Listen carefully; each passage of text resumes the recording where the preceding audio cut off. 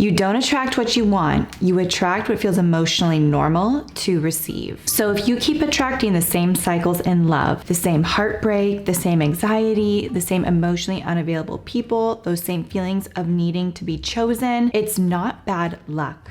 It's your identity. And I know that can sting a little when you first hear it, because when I first realized this, it definitely stung a little bit for me too, because it meant that I had more control over my life than I actually wanted to admit. But honestly, that was one of the most empowering realizations I had ever had, because I realized that if my identity had created the pattern, that meant that my identity could change the pattern too. And that is what this video is really about. Not just attracting love, but changing the internal standard that your entire life has been built on. Because the way you love, value, and treat yourself becomes the energetic standard for what you attract, tolerate, and receive. And once that internal standard changes, everything changes. Welcome back, guys and gals, or welcome if you're new here. My name is Jess. I'm a relationship coach, and I help you become the woman who naturally attracts the relationship and life you desire by raising your self-worth, your feminine confidence, and your standards so you become a natural match to the love and life you want. The truth is, most women don't have a relationship problem.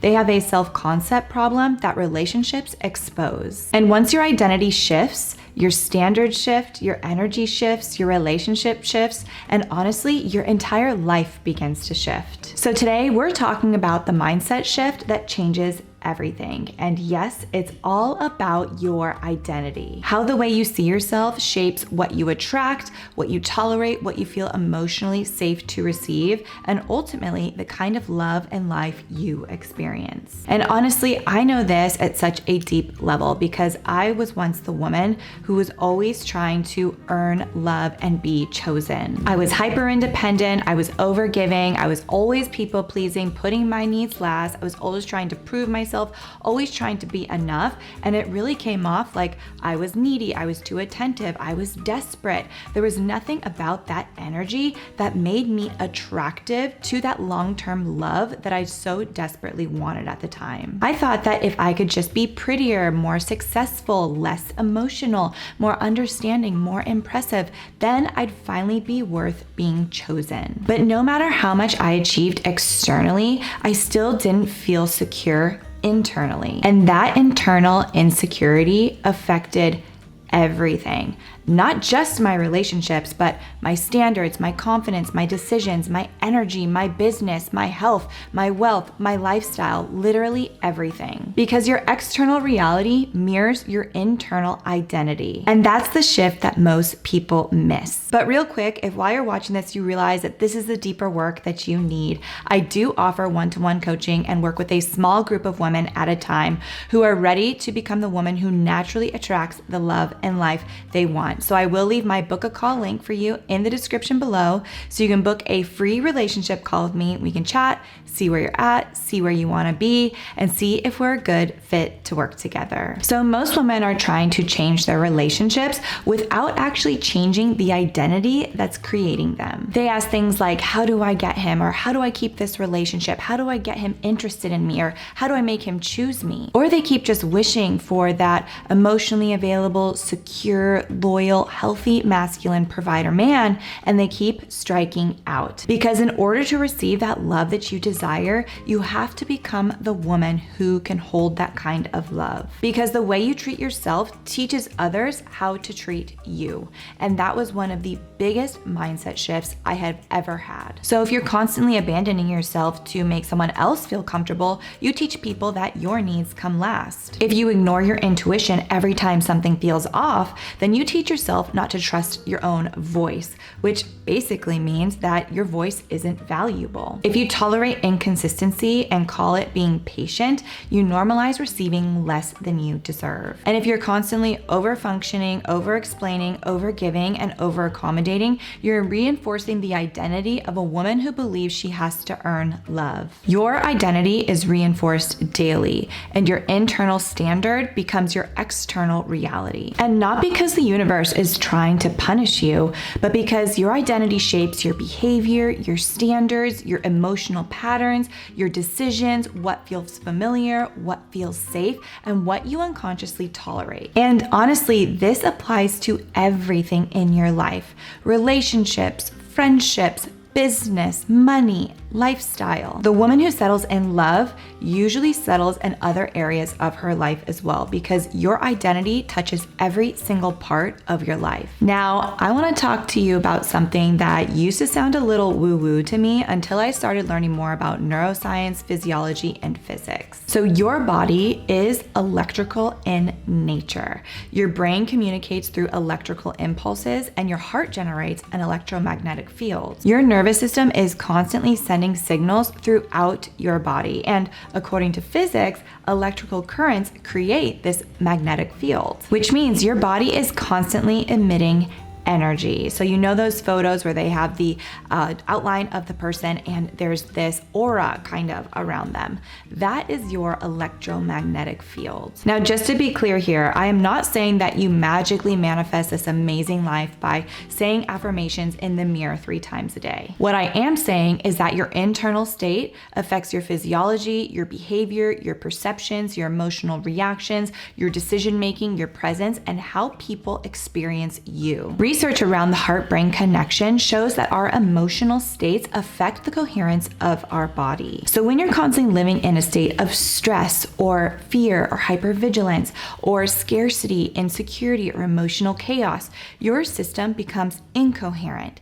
Your nervous system gets reactive, your thoughts start to race, your body tightens, and your emotions become dysregulated. But if you practice living in an emotional state that is more in line with gratitude and love, joy, peace, self-trust, confidence, and appreciation, you create a more coherent internal state. And coherence changes everything. You think more clearly, you regulate your emotions differently, you make different decisions, you respond differently, your entire energy changes. You can feel this when someone is deeply secure with themselves. There's a groundedness to them, a calm confidence.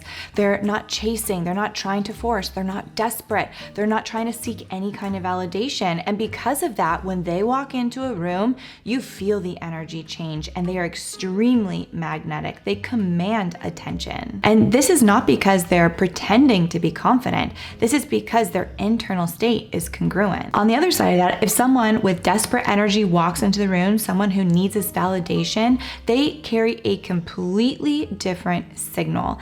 Even if they're saying all the right things, you can still feel that desperate energy because identity leaks outwards, and your energy communicates before you even open your mouth. This is why 2 women can date the exact same man and have 2 totally different experiences. One woman goes on the date thinking, I hope he likes me, or I hope I'm enough, or I hope I don't mess this up. Then there's the other woman who goes on the date and she's thinking, okay, let's see if this aligns. Let's see if our values are similar. Let's see if this relationship actually adds to my life. It's the same man, but it's a different identity, different energy, which means a different outcome. And I know because I have been both of these women, one that is auditioning for love and one that is discerning in love.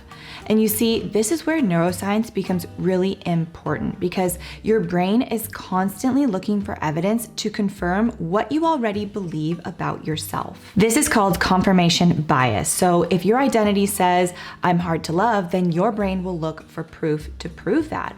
If your identity says, I always get abandoned, or they always leave me, then your brain will look for proof. And this isn't because your brain hates you or because it's broken. It's simply because your brain values familiarity. And familiarity feels safe to the nervous system, even when it's painful. What your brain values is safety and survival, not your happiness. This is why so many women confuse chaos for chemistry, because inconsistency, that feels emotionally familiar. That anxious waiting, the overthinking, the emotional roller coaster you're in, the hot and cold, the unpredictability, it feels intense. And that intensity is often mistaken for love. And then on the other side of that, healthy love can initially feel unfamiliar, and unfamiliar can feel uncomfortable or even boring to a nervous system used to being in survival mode. This is why identity work matters so much, because you are not just changing your thoughts here, you are changing what your body considers safe to receive. And that is a completely different level of transformation. So the biggest shift in my life happened when I stopped asking, how do I get this love that I want? And I started asking myself, what kind of woman do I need to become to attract the love I desire? And this question changed everything for me, because I realized that if I just stayed in this old identity and I just settled back here, then I would still be attracting these same patterns in love, and I would never get the love I wanted, because like attracts like, which means I had to level up my identity so I could become the woman who could actually attract and then hold on to that love that I so deeply wanted. And the moment I really understood that I needed this shift, that was the moment I really started to value myself differently. And that's when so much shifted for me. My standards shifted, my boundaries shifted, my energy shifted, and ultimately my relationship shifted, because the way that I treated myself changed, because my thoughts and my beliefs about myself changed. So once my self-worth rose, that's when I was able to raise my standards. I tolerated a lot less, and I stopped trying to convince people to choose me. I started asking things like, does this person even deserve access to me? Does this man complement the life that I want to live? That's the identity shift. So how do we actually change this? Because this is the part that most people skip. They try to change their life without changing their energy, their identity, or their internal state creating it. And that's why nothing truly changes long term. So here's where the real work begins. Step 1, get honest about your current identity. Because before you can shift your energy, you have to become aware of the patterns that are creating your current reality. So ask yourself, where are you abandoning yourself? Where are you settling in your life? Where are you saying yes when you really mean no? Where are you tolerating misalignment because you're afraid you're going to lose someone? Where are you overgiving because you're afraid you're going to lose someone? Where are you betraying your own needs for that temporary validation, attention, and comfort? Because every single one of these behaviors carries a signal. These actions reinforce your identity, and your body starts memorizing that identity emotionally. That's why awareness is always going to be the first step, because you cannot shift what you refuse to acknowledge. Second, start becoming a woman who feels safe choosing herself, because the goal is not to act confident. The goal is to create internal congruence, to become the woman who trusts herself, who honors herself, who respects herself, who listens to herself, who feels emotionally safe inside herself. And that starts with how you treat yourself every single day. And I'm talking about in the small moments. I'm talking about speaking kindly to yourself instead of constantly criticizing yourself, honoring your needs instead of abandoning them, resting your body when it needs rest instead of constantly overperforming and pushing and doing, listening to your intuition when something feels off instead of rationalizing those red flags that keep popping up. You know what I'm talking about. Stopping the habits of over-explaining and over-giving and over-proving, setting those boundaries instead of betraying yourself for those temporary validation, keeping promises to yourself, trusting your own decisions, creating a peaceful life that your nervous system actually feels safe in. Because every time you choose yourself, you send a new signal to your mind and your body. You start teaching yourself, I matter, my needs matter, I am safe to prioritize myself, I no longer have to earn love through self-abandonment. And over time, your nervous system begins relaxing out of survival mode, and you stop operating from this desperation or this fear and scarcity. Your energy becomes calmer, more grounded, more coherent, and people, they feel this shift. Because the woman who truly values herself, she moves differently, she dates differently, she communicates differently, she chooses differently, and she responds differently. And not because she's pretending to be high value, but because she genuinely sees herself differently now. Step 3, start intentionally shifting your internal state daily, because your emotional state affects your energetic state, and your energetic state affects how you think, feel, behave, respond, and connect with others. This is where gratitude, peace, self-trust, and embodiment really become powerful. Because gratitude changes your physiology,